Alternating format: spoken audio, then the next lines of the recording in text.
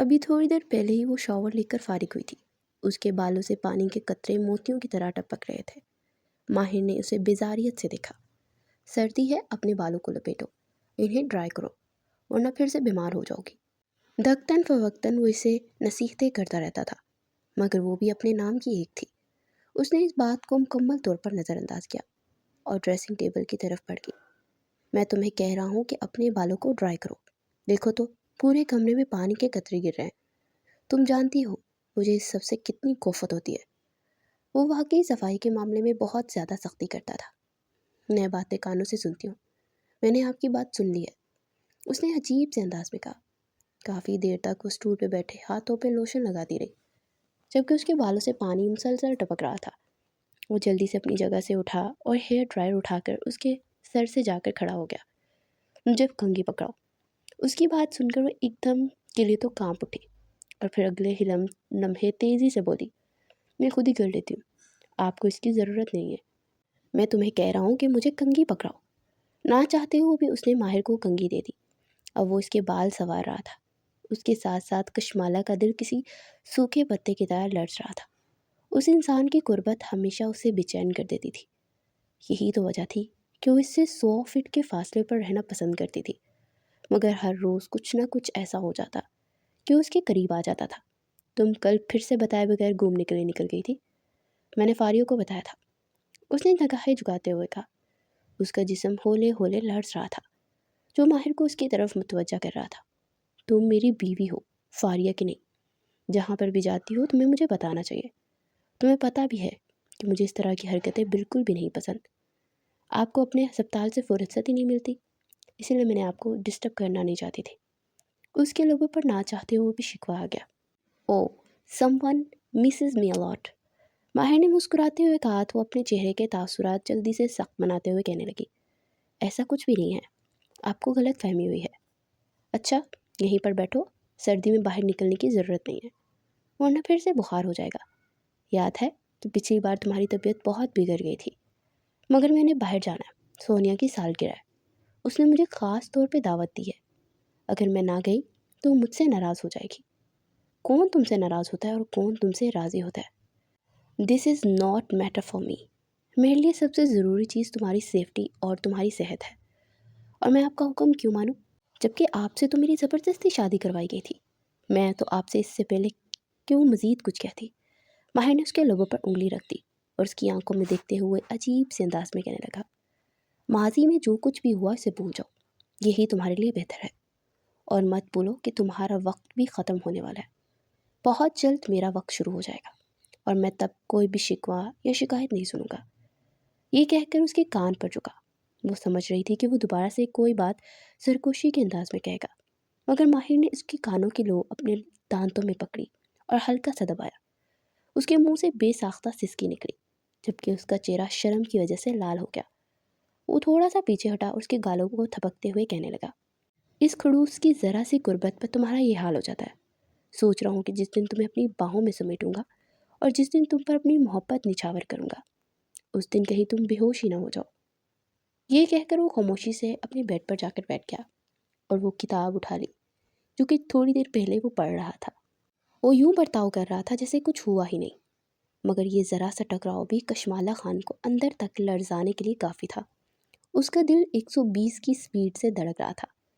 اس سے پہلے کہ وہ دروازے کی طرف بڑھتی، کم بیک، پیچھے سے آواز سنائی دی، ہم لوگوں نے ڈیل کی تھی کہ ہم دونوں ایک دوسرے کے معاملات میں دخل اندازی نہیں کریں گے۔ ابھی 1 مہینہ پورا نہیں ہوا۔ وہ خود کو مضبوط ظاہر کرتے ہوئے کہنے لگے، کیا تمہیں ابھی بھی لگتا ہے کہ ہم دونوں اسی ڈیل کے مطابق زندگی گزار رہے ہیں؟ ہم نے تو بہت سے معاملات میں انٹرفیئر کرنا شروع کر دیا ہے۔ ڈیل میں تو یہ بھی شامل تھا کہ تم مجھ پر کسی قسم کا سوال نہیں کرو گی، مگر ہر روز جب آفس سے واپس آتا ہوں تو تمہارا سوال نامہ شروع ہو جاتا ہے۔ کیا میں نے کبھی اس بات کو پتنگر بنا کر تم سے لڑائی کی؟ ہرگز نہیں۔ تو ظاہر سی بات ہے، میں آپ کی بیوی ہوں اور آپ میرے شوہر ہیں، اتنا تو حق رکھتی ہوں کہ آپ سے سوال جواب کر سکوں۔ حق کی بات نہ کریں کشمالہ بیگم، اگر حق کی بات ہو گئی تو اس طرح سے میرے بھی بہت سے حقوق بنتے ہیں جنہیں پورا کرنا آپ کی ذمہ داری ہے، مگر آپ کی عزت کرتے ہوئے خاموش ہوں۔ آپ کے ساتھ زبردستی نہیں کرنا چاہتا، آپ سے محبت کی ہے، آپ کی عزت کرتا ہوں۔ یہ کہہ کر وہ کتاب کی طرف متوجہ ہو گیا، جبکہ وہ پاؤں پٹکتی ہوئی باہر نکل گئی۔ اس کی آنکھوں میں آنسو آ گئے تھے۔ پتہ نہیں خود کو سمجھتا کیا ہے، کھڑوس انسان کبھی یوں برتاؤ کرتا ہے جیسا میرا اس کے ساتھ کوئی تعلق ہی نہیں ہے، اور کبھی یوں حکم چلاتا ہے جیسے مجھے خرید کر لایا ہو۔ اس کی آنکھوں سے مسلسل آنسو بہہ رہے تھے، جبکہ اسے اپنے دل میں بھی تکلیف کا احساس ہو رہا تھا۔ فاریہ، جو کہ ماہر کی دور کی کزن تھی اور اس کی بزنس پارٹنر بھی تھی، اکثر ہی رہنے کے لیے ان کے گھر بھی آیا کرتی تھی۔ اس نے جب کشمالہ کو روتے ہوئے دیکھا تو اس کے لبوں پر ایک پراسرار مسکراہٹ پھیل گئی، جبکہ اس لومڑی جیسی شاطرانہ آنکھیں عجیب سی خوشی سے چمکنے لگی۔ جب اس کی نظر کشمالہ سے ملی تو وہ معصومیت سے بولی، کیا ہو گیا ہے تمہیں؟ تم کیوں رو رہی ہو؟ کیا پھر سے اس نے تم سے کچھ کہا ہے؟ اس کے سوال کرنے کی دیر تھی، وہ پھٹ ہی پڑی۔ میں تنگ آ گئی ہوں فاریہ، مجھ سے اب یہ برداشت نہیں ہو رہا۔ ایک تو اس انسان نے زبردستی مجھے یہاں پر رکھا ہے، کہیں بھی جاتی ہوں تو پیچھے فوراً گارڈز بھیجا دیتا ہے۔ نہ اپنی مرضی سے سانس لے سکتی ہوں اور نہ ہی اپنی مرضی سے گھوم سکتی ہوں۔ اپنے گھر والوں سے ملنے کی اجازت بھی نہیں ہے مجھے تو لگ رہا ہے کہ میں کسی قید کی زندگی گزار رہی ہوں۔ ارے یہ تم کس طرح کی باتیں کر رہی ہو؟ اس زندگی کے لیے تو ساری لڑکیاں ترستی ہیں۔ تمہیں تو اپنے رب کا شکر ادا کرنا چاہیے، وہ کوئی اور ہی لڑکیاں ہوں گی۔ مجھے اس زندگی سے شدید نفرت ہے۔ میرا بس چلے تو آج ہی اس انسان کو چھوڑ کر چلی جاؤں۔ میں نے کبھی بھی اپنے لیے ایسا انسان نہیں سوچا تھا جو کہ دھوپ چھاؤں کی طبیعت رکھتا ہو۔ میں سوچتی تھی میرا شوہر مجھ سے بہت محبت کرنے والا ہوگا، وہ میرا خیال رکھنے والا ہوگا، مگر ماہر کی فطرت بہت ہی عجیب ہے۔ وہ اپنے موڈ کے مطابق چلتا ہے۔ جب اس کا من کرتا ہے تو مجھ سے پیار بھرے انداز میں بات کرنے لگتا ہے، اپنی محبت جتانے لگتا ہے، اور جب اس کا موڈ خراب ہوتا ہے اس دن وہ میرے ساتھ یوں برتاؤ کرتا ہے جیسے میں اس کے لیے کوئی حیثیت ہی نہیں رکھتی۔ آپ خود ہی مجھے بتائیں، اس طرح کے حالات میں اس کے ساتھ رہ سکتی ہوں؟ میری جان، تم بالکل ٹھیک کہہ رہی ہو، اس طرح سے زندگی گزارنا بہت مشکل ہو جائے گا۔ تم فکر مت کرو، میں اس سلسلے میں تمہاری مدد کروں گی۔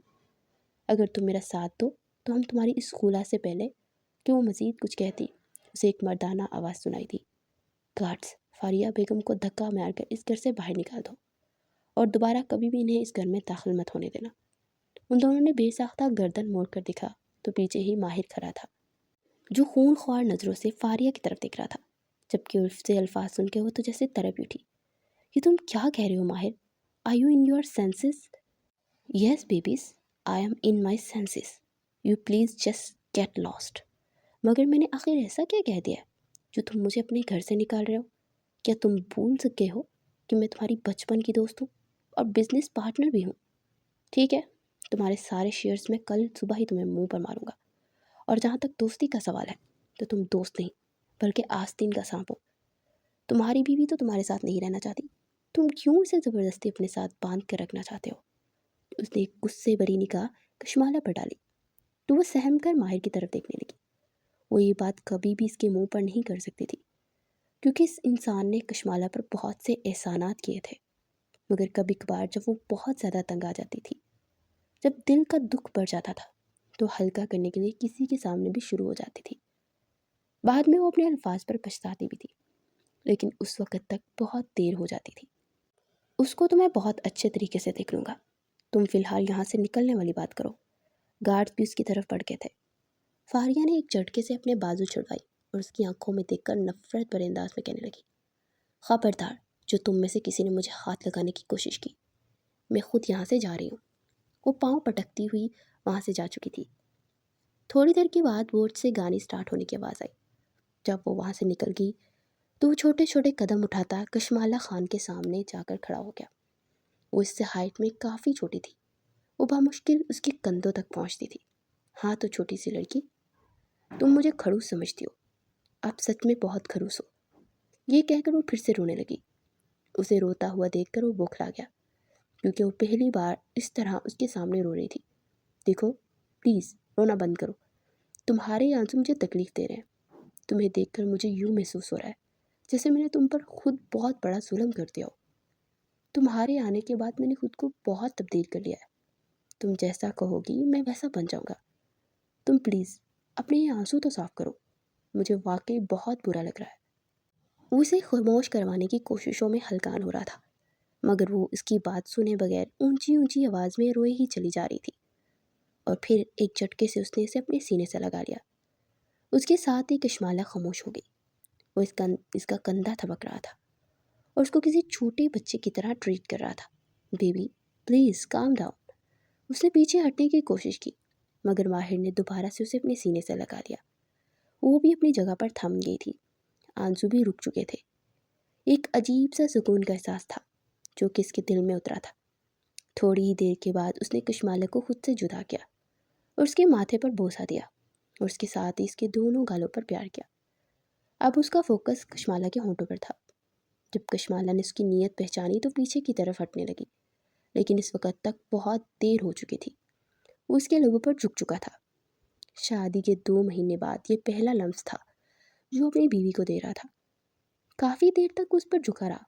कश्माला की सांस बहुत बुरी तरह फूल गई थी, उसे पीछे की तरफ हटा रही थी। जैसे ही उसने कश्माला को आज़ाद किया, वो तेज़ी से पीछे की तरफ हटी और गहरे गहरे सांस लेने लगी। उसकी आंखों में आंसू फैल गए थे। उससे पहले कि वो मज़ीद कुछ कहती, वो खुद ही बोल पड़ा, तुमसे दूर रहता हूँ तब भी तुम्हें मसला है, तुम्हारे पास आता हूँ तब भी तुम्हें मसला है। मुझे खुद ही बताओ कि आखिर मैं क्या करूँ, कैसे तुम्हें वो प्रिंसेस ट्रीटमेंट दूँ जो तुम मुझसे एक्सपेक्ट कर रही हो। क्या आपको अभी भी नहीं पता कि एक लड़की को कैसे खुश किया जाता है? उसने बेबसी से चीखते हुए कहा। तो मासूमियत में नफ़ी ने सर हिलाने लगा। कभी किसी लड़की पर लाइन ही नहीं मारी और ना ही कभी किसी लड़की को अपनी ज़िंदगी में शामिल किया है जो मुझे इन चोंचलों का पता हो। तुमने मुझे कहा था कि मैं सारे बुरे काम छोड़ दूँ, मैंने छोड़ दिए। अब इज़्ज़त के साथ अपने पेशे से मुखलिस हो गया हूँ। इसके अलावा मुझे बताओ मैं क्या कर सकता हूँ? आपसे तो बात करना ही फजूल है। ये कहकर वो रोते हुए पाँव पटकते हुए अपने कमरे में चली गई, जबकि वो हैरत से उस लड़की की पुश्त को देख रहा था। क्या लड़की है, इसमें तो दिल ही नहीं है। उसने मुंह बनाते हुए कहा और फिर अपने लबों पर हाथ रख दिया।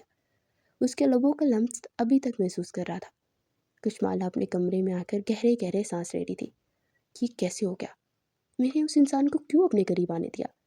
वो बेचैनी से अपना हाथ मसलते हुए सोचने लगी, अगर ऐसा ही चलता रहा तो बहुत जल्द मेरी कमज़ोरियों से वाकिफ़ हो जाएगा और फिर अगर मेरे दिल में उसके लिए मोहब्बत पैदा होगी। उसकी आंखों में आंसू भर गए थे। नहीं, ऐसा नहीं हो सकता। मुझे उस इंसान से मोहब्बत नहीं हो सकती। मैं दोबारा उस दर्द से नहीं गुजर सकती जिस दर्द से मैं पहले गुजरी हूँ। नहीं, मैं ऐसा कभी भी नहीं होने दूंगी। वो पागलों की तरह नफ़ी में सर हिला रही थी और ऊंची ऊंची आवाज़ में रो रही थी।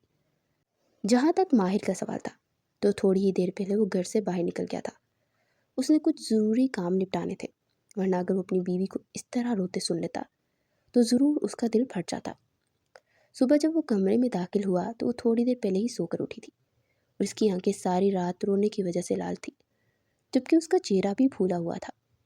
बहुत तेज़ी से उसके पास गया। इससे पहले कि उसके चेहरे पर हाथ रखता, कश्माला ने उसके हाथों को झटका। उसने बड़ी मुश्किल से यह बर्दाश्त किया। क्या तुम सारी रात रोती रही हो? सवाल कश्माला की तौक़ा के मुताबिक था। उसने शिकायती नज़रों से उसके चेहरे की तरफ देखा। मुझे माफ़ कर दो, मुझे तुम्हारी इजाज़त के बगैर तुम्हारे करीब नहीं आना चाहिए था, मगर मैं क्या करता? तुम्हें देखता हूँ तो कंट्रोल करना मुश्किल हो जाता है। तुम नहीं जानती कितनी मुश्किल से अपने आप पर काबू रखता हूँ, सिर्फ और सिर्फ तुम्हारी जिद पूरी करने के लिए। मैं अपने अरमानों का गला घूंट रहा हूँ। तुम बताओ कि इससे बढ़कर तुम्हें और क्या चाहिए? तुम मुझे ये बताओ कि आखिर कैसे मैं तुम्हें अपनी वफादारी का यकीन दिलाऊं। मुझे आप पर यकीन नहीं करना और ना ही मुझे इस सब की ज़रूरत है। मैं बस आपसे ये चाहती हूँ कि आप मुझसे दूर हो जाएं, आप मेरी ज़िंदगी से निकल जाएं और कभी भी मेरी ज़िंदगी में वापस ना आए। आज तो तुमने ये बात कर दी, लेकिन दोबारा कभी भी ये अल्फाज अदा ना करना, वरना मुझसे बुरा कोई भी नहीं होगा। अगर मैं सब्र तहम्मुल से काम ले रहा हूँ तो तुम मेरा सब्र ना आजमाओ, बल्कि मेरा साथ दो। चलो जल्दी से नीचे चलो, मैं तुम्हारे लिए नाश्ता बनाता हूँ। मुझे भूख नहीं है, उसने मुंह बनाते हुए कहा, मगर अगले ही लम्हे माहिर उसे अपने बाजू में उठा चुका था। वो ज़ोर ज़ोर से हाथ पाँव हिला रही थी, मगर माहिर के सामने वो एक छोटी सी बच्ची थी। वो इसे लेकर किचन में आ गया और कुर्सी खींचकर वहाँ बिठा दिया। अगर तुमने यहाँ से उठने की गलती की तो मैं कल रात से बढ़ कर करूँगा, और तुम्हें पता है जो मैं कुछ कहता हूँ वो करके दिखाता हूँ। اس لیے مجھ سے پنگا لینے کی ضرورت نہیں ہے۔ اسے انگلی اٹھا کر دھمکی دے رہا تھا، جبکہ وہ سہم گئی اور جلدی سے ہاں میں گردن ہلانے لگی۔ دیٹس لائک مائی گرل، مجھے بتاؤ کہ میں تمہارے لیے کیا بناؤں؟ مجھے تو نہیں لگتا کہ آپ کو کھانا بنانا بھی آتا ہے۔ ارے یہ تو تمہاری غلط فہمی ہے، میں سب کچھ بنا لیتا ہوں۔ تمہاری ماما سے ایک بار میں نے سنا تھا کہ تمہیں آلو کے پراٹھے بہت اچھے لگتے ہیں، تو کیوں نہ آج تمہیں مزید پراٹھے دار مزیدار بنا کے دکھاؤں۔ اگر بنا سکتے ہو تو بنا لیں۔ اب تم میری سکلز کو انڈر اسٹیمیٹ کر رہی ہو، میں تو ایسا ویسا کچھ بھی نہیں کر رہی۔ میں صرف دیکھنا چاہتی ہوں کہ جتنی لمبی لمبی آپ پھینکتے ہیں کیا حقیقت میں وہ سب کر سکتے ہیں؟ تو ٹھیک ہے مائی لیڈی، اب تم دیکھو اپنے ہسبینڈ کا کمال۔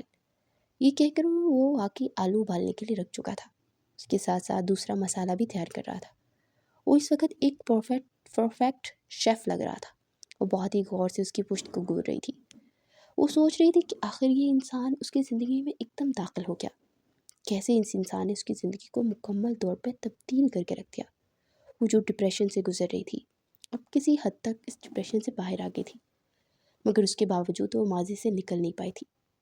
اس کی وجہ یہ تھی کہ وہ نکلنے کی کوشش نہیں کر رہی تھی، اور نہ ہی اس میں اتنی ہمت بچی تھی کہ وہ دوبارہ کسی مرد پر یقین کرتی۔ یہ سب کی سزا بیچارے ماہر کو مل رہی تھی۔ کھڑوس گئی کا، کم از کم کل رات کے بعد تو تم میرے لیے الفاظ ادا نہیں کرنے چاہیے۔ اس کی بات سن کر کشمالہ کے کان اور گال لال ہو گئے تھے۔ یہ منظر دیکھنے کے لیے وہ بہت ہی انتظار کرتا تھا، اس لیے پلٹ کر کھڑا ہو گیا اور بازو باندھ کر اسے دیکھنے لگا۔ اپنے چہرے پر نظروں کی تپش کو محسوس کرتے اس نے بے ساختہ نظریں اٹھائی تو اسے ہی گھور رہا تھا۔ آپ پلیز مجھے اس طرح نہ دیکھیں۔ کیوں نہ دیکھوں؟ بیوی ہو تم میری، حق رکھتا ہوں، جیسے چاہوں گا ویسے دیکھوں گا۔ بس تھوڑا سا انتظار کر رہا ہوں، اللہ تعالیٰ جلد وہ وقت پورا کر دے اور تم میرے پاس آ جاؤ۔ بات کرتے کرتے اس کا لہجہ بدل گیا تھا۔ اس دن اس نے اپنے ہاتھوں سے کشمالہ کے لیے ناشتہ بنایا تھا۔ وہ بہت پرجوش تھی اور کسی چھوٹے بچے کی طرح خوش ہو رہی تھی۔ یہ بھی اس کے خوابوں میں سے ایک خواب تھا کہ شادی کے بعد اس کا شوہر کبھی کبھار اس کے لیے ناشتہ بنایا کرے اور اسے اپنے ہاتھوں سے کھلایا کرے۔ مگر ماہر نے جب اس کی طرف نوالا بڑھایا تو وہ ہچکچا گئی، مگر پھر اس کو ہاتھوں سے کھانے لگی۔ لبوں پر ایک پیاری سی مسکان پھیلی ہوئی تھی۔ تم ہنستے مسکراتے ہوئے اچھی لگتی ہو، اسی طرح شرارتیں کرتی رہا کرو۔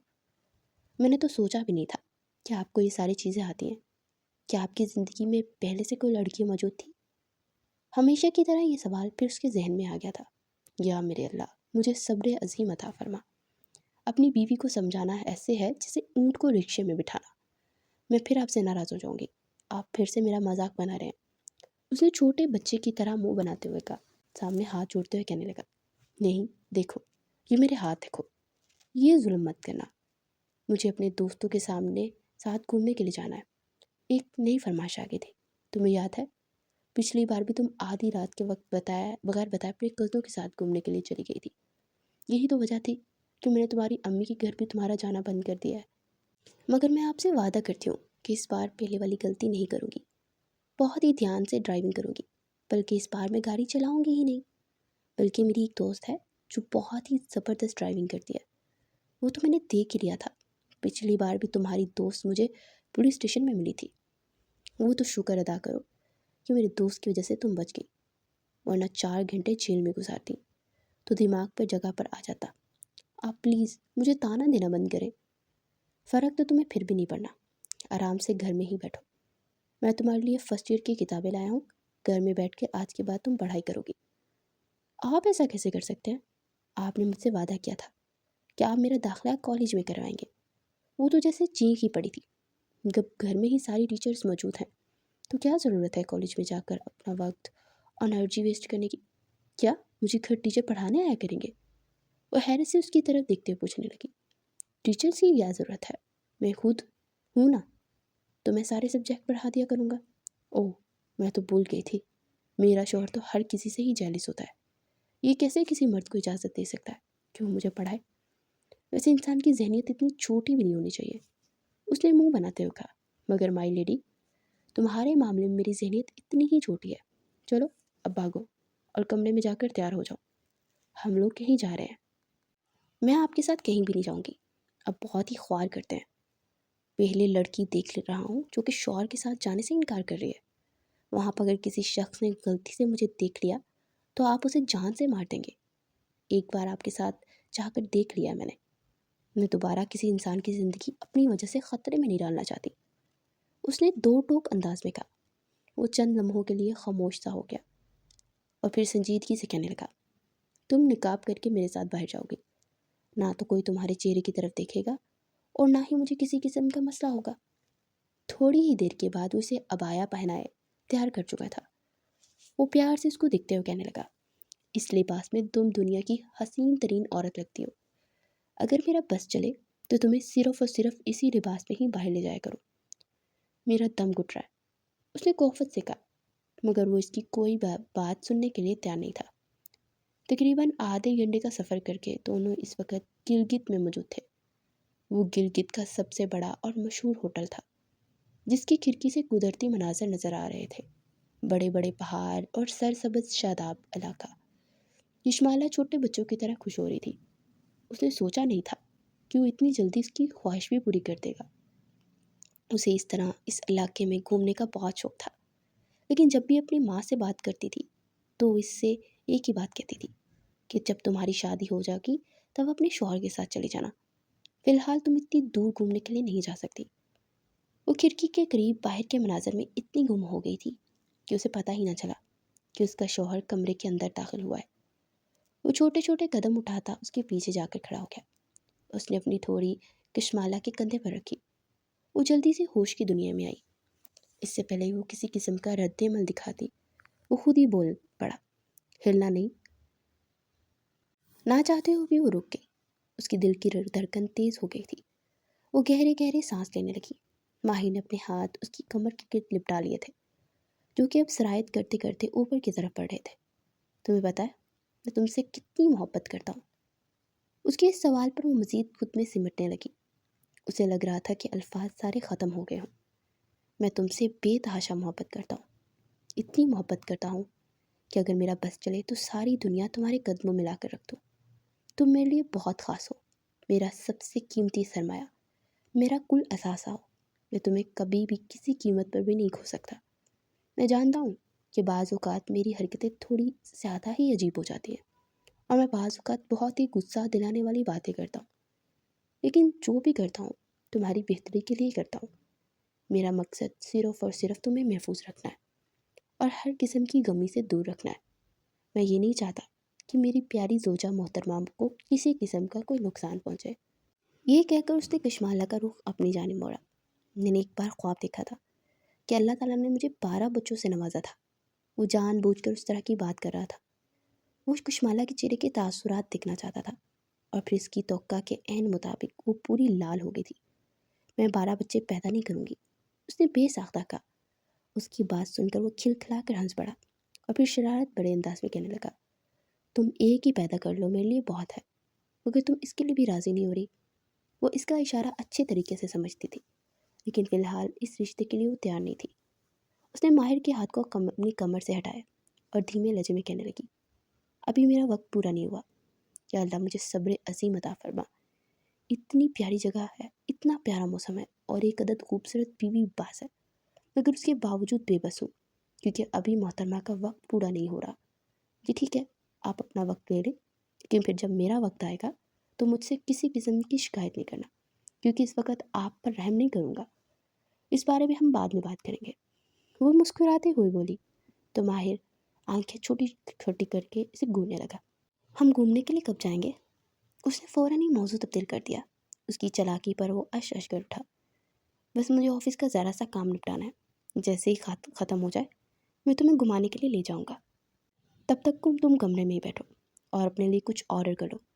یہاں پہ کھانے کی بہت مزے کی چیزیں ہیں، تم ٹرائی کرو، تمہیں اچھا لگے گا۔ تو اس کا مطلب آپ مجھے یہاں گھمانے کے لیے نہیں بلکہ اپنے آفس کے کام کے لیے آئے تھے؟ اس نے بہت ہی عجیب انداز میں کہا۔ ارے کیا ہو گیا تمہیں؟ ہر بات میں شک کیوں کرنے لگتی ہو؟ میں تمہاری خوشی کے لیے تمہیں یہاں لایا۔ جہاں تک آفس کے کام کا سوال ہے تو وہ تو تھوڑی دیر پہلے مجھے مینیجر کی کال آئی تھی۔ ایک بہت ضروری میٹنگ ہے جو آج ہی اٹینڈ کرنی ہے۔ پہلے بھی 3-4 میٹنگز کینسل ہو چکی ہیں۔ تقریباً 40 کروڑ کا نقصان ہو گیا ہے۔ اب اگر مزید نقصان کیا تو یہ ڈیل ہاتھوں سے نکل جائے گی۔ وہ اب اپنے کاروبار کے حوالے سے باتیں کرنے لگا جو کہ اس کو بہت بور کر رہی تھی۔ وہ ہاتھ اٹھاتے ہوئے کہنے لگی، جی ٹھیک ہے، آپ دیکھ لیں، آپ نے جو بھی کرنا ہے۔ میں آپ کو بتا رہی ہوں کہ میں بہت بور ہو رہی ہوں۔ اگر میری کوفت مجھے ہونے لگی تو میں اکیلے ہی گھومنے کے لیے نکل جاؤں گی۔ دیکھو، یہ غلطی مر کر بھی نہیں کرنا۔ تم نہ تو اس جگہ کے رستوں سے واقف ہو اور نہ ہی تمہیں یہاں کے لوگوں کا پتہ ہے۔ کہیں ایسا نہ ہو کہ غلط لوگوں کے ہاتھ چڑھ جاؤ۔ آپ کو میری ٹینشن لینے کی ضرورت نہیں ہے۔ اسے دھمکی دیتا ہوا وہاں سے جا چکا تھا۔ کشمالا بھی اپنے نام کی ایک تھی، مجال ہے جو کبھی کسی بات میں مان لے۔ جب بھی اس کے دل میں جو آتا وہ کرنے کے لیے تیار ہو جاتی تھی۔ اس نے مزید 1 گھنٹہ انتظار کیا تھا۔ وہ اس قدر غصے میں تھی کہ اس کا کچھ کھانے کو بھی دل نہیں چاہ رہا تھا۔ اس نے اپنے براؤن کلر کا لانگ کوٹ اٹھایا اور اس کے ساتھ ہی براؤن کلر کے جوتے پہنے، بال کھلے چھوڑے اور ایک نظر خود کو شیشے میں دیکھا تو لپسٹک کی کمی محسوس ہوئی۔ فوراً سے ہلکی گلابی رنگ کی لپسٹک اپنے ہونٹوں پر لگا لی۔ اس کے ساتھ ہی ذرا سا بلش آن بھی گالوں کو زینت بنایا۔ تو ماما آسمان سے اتری ہوئی کوئی پری لگ رہی تھی۔ کوئی بھی اسے دیکھتا تو اس کا دیوانہ ہو جاتا۔ بلا شبہ اللہ تعالیٰ نے اسے بے تحاشا حسن سے نوازا تھا۔ وہ اپنے اس حسن سے ہمیشہ بے نیاز رہتی تھی۔ نہ تو اس نے کبھی اس نے حسن کا ناجائز استعمال کیا اور نہ اس کی کوشش کی تھی، اور نہ ہی کبھی اس پر غرور کرتی تھی۔ وہ تو اپنے آپ میں مگن رہنے والی ایک مست موجی تھی جسے بعد میں زمانے نے سخت بنا دیا تھا۔ گارڈز کی نظروں سے بچ کر وہ وہاں سے نکلنے میں کامیاب ہو گئی تھی، اور اب وہ بنگلے سے کافی فاصلے پر ہی بہت ہی خوشی محسوس کر رہی تھی، یوں جیسے اس نے کوئی بہت بڑا کارنامہ سر انجام دیا ہو۔ ایک نظر اس نے اپنے سامنے پھیلے ہوئے بڑے سے جنگل پر ڈالی۔ اس طرح کا جنگل تو ڈرامے اور فلموں میں دیکھا کرتی تھی۔ آج وہ اپنی آنکھوں سے یہ سب دیکھ رہی تھی۔ اسے یہ ماحول سب کچھ بہت اچھا لگ رہا تھا۔ بغیر سوچے سمجھے وہ چلنے لگی۔ اسے ایک ٹریک نظر آیا۔ اسے سوچا کہ تھوڑی یہاں پر چہل قدمی کرے اور پھر اس کے بعد وہ واپس چلی جائے گی۔ تھوڑی فاصلے پر جا کر وہ ٹریک ختم ہو گیا تھا، مگر اسے اس چیز کا اندازہ نہ ہوا کہ وہ چلتی چلتی کہاں پہنچ گئی ہے۔ احساس تو اسے اس وقت ہوا جب وہ جنگل کے بیچوں بیچ پہنچ گئی۔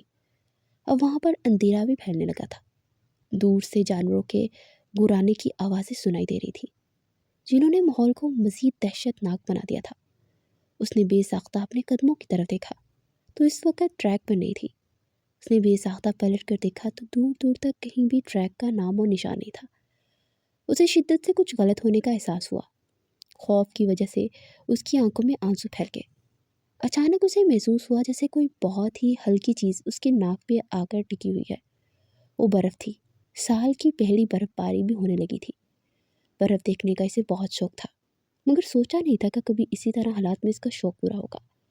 وہ خوف زدہ ہو کر وہاں سے بھاگنے لگی، مگر جیسے جیسے وہ بھاگتی چلی جا رہی تھی جنگل میں مزید پھنستی چلی جا رہی تھی۔ تقریباً 2 گھنٹے مزید گزر چکے تھے۔ اب تو اچانک ہر طرف گہرا اندھیرا پھیلا ہوا تھا۔ جلد بازی میں وہ موبائل اپنے کمرے میں ہی بھول کر آ گئی تھی۔ رات کے وقت جب ماہر کام کر کے فارغ ہوا تو اس کا دھیان سب سے پہلے اپنی زوجہ محترمہ کی طرف گیا۔ اسے پتا تھا کہ وہ پھر سے منہ پھیلا کر بیٹھی ہوگی۔ راستے میں وہ اس کے لیے چاکلیٹس لے کر گیا تھا، کیونکہ صرف یہی چیز تھی جو اس کی بیگم کو خوش کرتی تھی، اور اس کے بارے میں اس نے اپنے سالے کو کال کر کے پتہ کیا تھا۔ فاروق کو اتنے عرصے کے بعد جب اپنی بہنوئی کی طرف سے کال موصول ہوئی تو وہ حیران رہ گیا۔ اس کے ساتھ اسے خوف محسوس ہونے لگا کہ کہیں ایسا نہ ہو کہ ماہر کو اس کی نئی غیر قانونی سرگرمی کے بارے میں پتہ لگ جائے۔ مگر جب ماہر نے اس کی معصومیت سے پوچھا کہ تمہاری بہن کو کیا چیز خوش کرتی ہے، میں کس طرح اس کی ناراضگی دور کر سکتا ہوں، تو کھلکھلا کر ہنسنے لگا اور کہنے لگا، بس بھائی صاحب، مجھے پتا تھا کہ آپ کو میری ضرورت ضرور پڑے گی۔ دیکھیں آج آپ نے کیسے مجھے کال کر لی۔ میرا دل تو نہیں کر رہا کہ میں آپ کی مدد کروں، مگر پھر آپ پر ترس بھی آ رہا ہے۔ اور پھر اس نے بتایا کہ اس کی بہن کو سب سے زیادہ گلاب کے پھول اور چاکلیٹس اچھی لگتی ہیں۔ وہاں پر اسے پھول تو نہیں ملے تھے، لیکن وہ ڈھیر ساری چاکلیٹس لے کر کمرے کے اندر داخل ہوا۔ اس نے اپنی کشمالہ کو پکارا تو دوسری طرف سے آواز نہ سنائی دی۔ پہلے اس نے ڈریسنگ روم میں جا کر چیک کیا تو وہاں پر بھی وہ موجود نہیں تھی۔ کچن میں دیکھا تو وہ بھی خالی تھا۔ واش روم کا دروازہ کھلا ہوا تھا، لائٹ بند تھی، یقیناً وہ اندر ہی کہیں تھی۔ تو پھر وہ کہاں چلی گئی؟ اس کا دل تیزی سے دھڑکا۔ اسے شدت سے کچھ غلط ہونے کا احساس ہوا۔ اس نے دیکھا کہ کمرے کے دروازے کے تھوڑے ہی فاصلے پر گارڈز کھڑے تھے۔ ان سے پوچھا تو انہوں نے لا علمی کا اظہار کیا۔ اس کا بس نہیں چل رہا تھا کہ ان سارے گارڈز کو اٹھا کر نیچے زمین پر پٹک دے۔ اسے بالکل بھی اندازہ نہیں تھا کہ اس طرح کی بے دھیانی کا مظاہرہ کریں گے۔ اس نے ریسیپشن پر کھڑی لڑکی کو جب جا کر اپنی بیوی کی تصویر دکھائی تو مسکراتے ہوئے کہنے لگی، جی انہیں تو ہوٹل سے نکلے تقریباً 7 گھنٹے گزر چکے ہیں۔ اور یہ وہ پہلا لمحہ تھا جب وہ بہت زیادہ خوفزدہ ہو گیا، جب اسے کسی چیز کا کھو جانے کا ڈر لگا تھا، ورنہ وہ تو ایسا انسان تھا کہ اگر اس کی جان بھی چلی جاتی تب بھی اسے کسی قسم کا خوف نہ ہوتا تھا۔ اسے اپنی ذات سے دلچسپی نہیں تھی، نہ ہی اسے خود سے اتنی محبت تھی جتنی محبت اس چھوٹی سی لڑکی سے کرتا تھا جو صرف اور صرف 20 سال کی تھی۔ مجھے تم سے یہ امید نہیں تھی کشمالا، اس نے تکلیف سے کہا۔ کچھ لوگوں سے اس نے کشمالا کے بارے میں باتیں کیا تو اسے پتہ چلا کہ وہ جنگل کی طرف گئی ہے۔ اپنے سب گارڈز کو لے کر وہ جنگل میں سے ڈھونڈنے لگا۔ برف باری بھی اب تیز ہو گئی تھی۔ دوسری طرف کشمالا ایک درخت کے ساتھ بیٹھی ہوئی تھی۔ شدید سردی کی وجہ سے وہ تھر تھر کانپ رہی تھی، اس کے ہونٹ بھی نیلے پڑ رہے تھے۔ آنکھوں کے سامنے اندھیرا پھیلنے لگا۔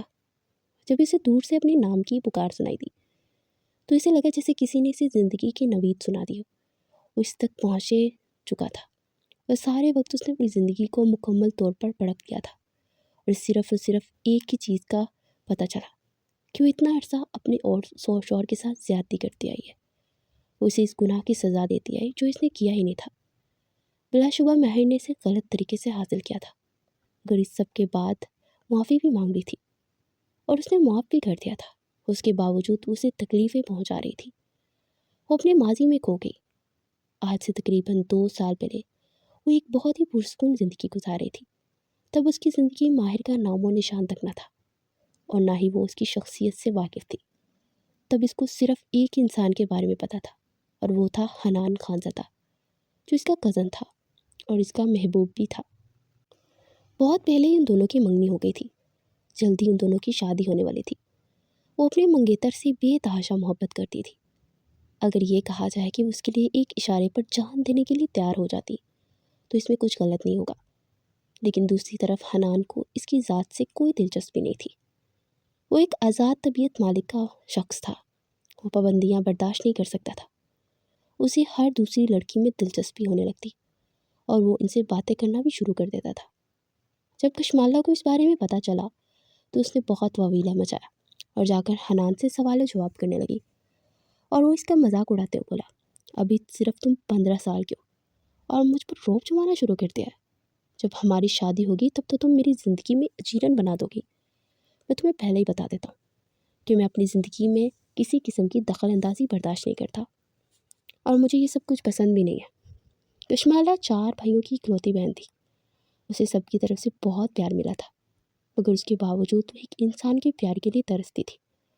اس کے خاندان میں یہ بھی رواج تھا کہ لڑکیوں کی کم عمری میں ہی شادی ہو جاتی تھی، اس لیے اس کے ذہن میں پڑھائی کا دور دور تک نام و نشان نہیں تھا۔ اسے پتہ تھا کہ جلد یا بدیر اس کے ماں باپ حنان کے ساتھ اس کا نکاح کر دیں گے۔ جیسے جیسے وقت گزرتا گیا، حنان کی دلچسپی بالکل ہی ختم ہوتی گئی۔ وہ صرف اپنی ماں کی وجہ سے خاموش تھا، اور اس کے بابا نے بھی اسے دھمکی دی تھی کہ اگر اس نے اس رشتے سے انکار کیا تو اسے جائیداد سے آگ کر دیں گے۔ وہ کشمالا سے 4 سال بڑا تھا۔ ابھی کچھ عرصہ پہلے اس کی ڈگری مکمل ہوئی تھی۔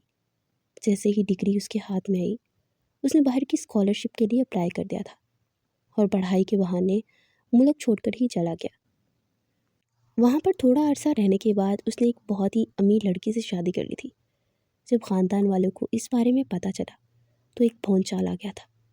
اس کے بابا نے اسے دھمکی دی کہ فوراً پاکستان آ جاؤ، ورنہ میں تم سے ہر طرح کا تعلق ختم کر دوں گا۔ اب حنان کو کوئی ڈر نہیں تھا، کیونکہ وہ انڈیپینڈنٹ ہو چکا تھا۔ اس میں اس نے بے فکری سے کہا کہ مجھے اس سب سے اب کوئی فرق نہیں پڑتا، اور نہ ہی آپ کے تعلق ختم کرنے سے مجھے کوئی نقصان ہوگا۔ میں ہمیشہ ہی اپنی مرضی کے مطابق اپنی زندگی گزارنا چاہتا تھا، اور ابھی بھی اگر میں نے اپنی مرضی سے نکاح کیا ہے تو یہ میرا حق تھا جو میں نے حاصل کر لیا۔ جنید صاحب اسے بتانا چاہتے تھے کہ اس معصوم لڑکی کا کیا، جو اتنے عرصے تمہارے سہارے بیٹھی ہوئی ہے، مگر کوئی بھی بات سننے کے لیے وہ تیار نہیں تھا۔ تھوڑے ہی دنوں بعد اس نے کشمالا کو کال ملائی۔ کشمالا کو لگ رہا تھا جیسے کوئی پگھلا ہوا سیسا اس کے کانوں میں انڈھیل رہا ہو۔ حنان نے اسے کہا کہ مجھے کبھی بھی تمہاری ذات میں کوئی دلچسپی نہیں رہی، اور جس طرح کی تمہاری شخصیت ہے مجھے نہیں لگتا کہ کوئی مرد تمہاری ذات سے محبت کرے گا، تم بس خوبصورت ہو۔ لیکن آج کل کے زمانے میں خوبصورتی کا انسان اچار ہی ڈال سکتا ہے۔ مجھے ایک پڑھی لکھی اور قابل عورت چاہیے تھی جو حاصل کرنے میں کامیاب ہو گیا ہوں، اور میں یہی سوچتا ہوں کہ مجھ جیسا قابل مرد اس طرح کی عورت کو پسند کرتا ہے۔ جس طرح کی تمہاری شخصیت ہے، تمہارے لیے تو کوئی بھٹی والا ہی آئے گا۔ ان دنوں وہ بہت بری طرح ٹوٹ گئی تھی، کسی سے بھی بات چیت نہیں کرتی تھی۔ اس واقعے کو تقریباً 1 سال گزر چکا تھا، لیکن ابھی تک وہ اپنی زندگی کی طرف واپس لوٹ کر نہیں آئی تھی۔ اس کے باوجود ایک خلا قائم ہو گیا تھا۔ ماہر جو کہ ایک بہت بڑا بزنس مین اور جاگیردار تھا، وہ ایک بہت بڑا گینگسٹر بھی تھا۔ ایک دن کشمالہ اپنی دوست کے ساتھ بک شاپ پر گئی۔ ماہر وہاں پہلے سے موجود تھا کیونکہ اس شاپ کے آنر نے اس سے پیسے ادھار لیے تھے۔ اتنا وقت گزرنے کے باوجود بھی اس نے پیسے واپس نہیں کیے تھے، اور وہ اس کے سر پر پسٹل تان کر کھڑا تھا۔ کشمالہ کی نظر جب اس پسٹل پر پڑی تو وہ خوف سے چلانے لگی۔ ماہر نے اس وقت پہلی بار اسے دیکھا، پہلی نظر میں اس کا دیوانہ ہو گیا۔ اس نے پسٹل کو اس سے دور پھینکا جیسے وہ کوئی سانپ ہو، اور کشمالہ کو تسلی دیتے ہوئے کہنے لگا، کچھ بھی نہیں ہوا، دیکھو میں کچھ نہیں کر رہا، اور پسٹل بھی نکلی ہے۔ مگر تب تک دیر ہو چکی تھی، وہ اس سے خوفزدہ ہو کر وہاں سے نکل چکی تھی۔ یہ واقعہ کافی دن تک اس کے ذہن میں گھومتا رہا، اور وہ خوفزدہ بھی ہو گئی تھی۔ ماہر سے اپنے اوپر قابو پانا بھی مشکل ہو گیا تھا۔ وہ اس لڑکی سے پہلی ہی نظر میں محبت کرنے لگا تھا، اور ایک بار اس کو رشتہ لے کر گھر بھی آیا، مگر کشمالہ نے صاف انکار کر دیا۔ اس نے یہاں تک کہہ دیا کہ میں ایک مجرم سے کبھی نکاح نہیں کروں گی، تم سے شادی کرنے سے اچھا ہے میں ساری زندگی کنواری مر جاؤں۔ اور پھر اس نے ثابت کر دیا کہ وہ ایک گینگسٹر ہے۔ اگلے دن وہ اس کے گھر سے اسے اٹھا چکا تھا۔ نہ صرف یہ بلکہ اس نے کشمالہ سے زبردستی نکاح بھی کر لیا۔ یہاں تک کشمالہ کے ماں باپ کا سوال تھا تو وہ ان سے بات کر چکا تھا۔ اس نے اپنے سسر صاحب کو اپنے پاس بٹھا کر تقریباً 1 گھنٹے کا لیکچر دیا تھا۔ وہ انہیں ہر طرح سے تسلی دیے ہوئے تھا کہ میں آپ کی بیٹی کے ساتھ کبھی کوئی تکلیف بھی نہیں پہنچنے دوں گا، بلکہ جس تکلیف سے وہ گزر رہی ہے وہ تکلیف بھی دور کر دوں گا۔ کشمالہ کو مردوں پر سے اعتبار اٹھ چکا تھا۔ کشمالہ اسے ہر طرح سے تنگ کرنا چاہتی تھی، اس لیے جب دل کرتا اپنی دوستوں کے ساتھ گھومنے کے لیے نکل جاتی تھی۔ کبھی کزنوں کے ساتھ رات کے پارٹیاں کرتی تھی، تو کبھی اپنی ماں کے گھر میں پورا ہفتہ گزار دیتی تھی۔ ماہر کو اندازہ ہو گیا تھا کہ اگر اس طرح چلتا رہا تو ٹھیک ہونے کی بجائے مزید بگڑ جائے گی، اس لیے اس نے کشمالہ پر سختی کرنا شروع کر دی، اور سختی سے منع کر دیا کہ میری مجازت کے بغیر تم گھر سے قدم بھی باہر نہیں نکالو گے۔ اس نے گارڈز کو بھی ہدایت کر دی تھی کہ بی بی صاحبہ کو گھر سے باہر نکلنے کی اجازت نہ دے۔ کشمالہ گھر میں مکمل طور پر قید ہو کر رہ گئی تھی۔ اسے یہ خڑوس انسان بہت برا لگتا تھا، جو نہ تو کوئی ہنسی مذاق کرتا تھا اور نہ ہی کوئی پیار بھری بات کرتا تھا۔ اسے لگ رہا تھا جیسے شخص اسے برداشت کر رہا ہو۔ اسے بعض اوقات رونا آ جاتا۔ وہ سوچتی تھی کہ اسے کبھی بھی کسی مرد کی محبت حاصل نہیں ہو پائے گی۔ ایک دن وہ جائے نماز پر بیٹھی اپنے رب سے فریادیں کر رہی تھی۔ جب ماہر نے اس کی ساری باتیں سن لی، اس دن وہ بھی سمجھ گیا کہ کیسے اس لڑکی کو ٹریٹ کرنا ہے۔ اس دن کے بعد وہ کشمالہ سے پیار جتانے لگا، اس کا خیال رکھنے لگا، اس سے چھوٹے چھوٹے سوال کرتا، اس کی پسند اور ناپسند کے بارے میں پوچھتا تھا۔ یہ ساری باتیں اب کشمالہ کو اٹریکٹ کر رہی تھی، اور وہ نہ چاہتے ہوئے اس کی ذات میں دلچسپی لینے لگی تھی۔ ماہر بھی تو یہی چاہتا تھا کہ وہ اس کے بارے میں اسی طرح ہی پرتجسس رہے جس طرح سے ماہر تھا۔ کشمالہ کو ماہر کی آواز بہت ہی قریب سنائی دی تھی۔ اس نے جلدی سے آنکھیں کھولی اور زور سے اس کے سینے پہ رکھ کر پوٹ کر رونے لگی۔ وہ اس سے معافیہ مانگ رہی تھی۔ اسے لگ رہا تھا کہ اسے بہت بڑی خوشخبری مل گئی ہو۔ ماہر بھی کہ اس طرح سے اظہار کرنے پر ٹھٹک کر رکا۔ وہ اسے لے کر واپس کمرے میں آ گیا تھا، مگر وہ اسے کسی قسم کی کوئی بات نہیں کر رہا تھا۔ اس سے پہلے کہ وہ واش روم میں جاتا، اس کے سامنے جا کر کھڑی ہو گئی۔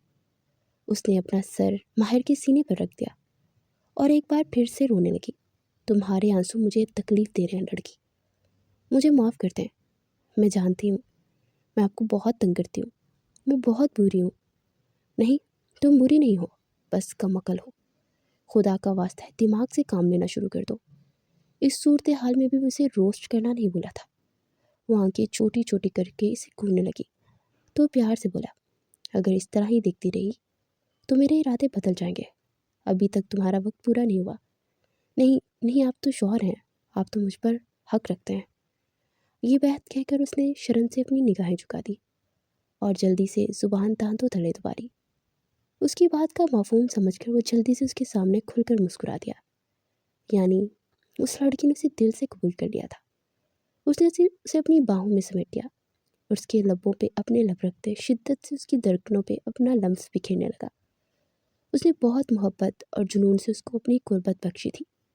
رات کی تاریکی بڑھتی جا رہی تھی اور وہ دونوں ایک دوسرے کی محبت میں پور پور ڈوبنے لگے تھے۔ باہر کھڑکی کی اوٹ میں چھپا چاند ان کے اس ملن پر مسکرا دیا۔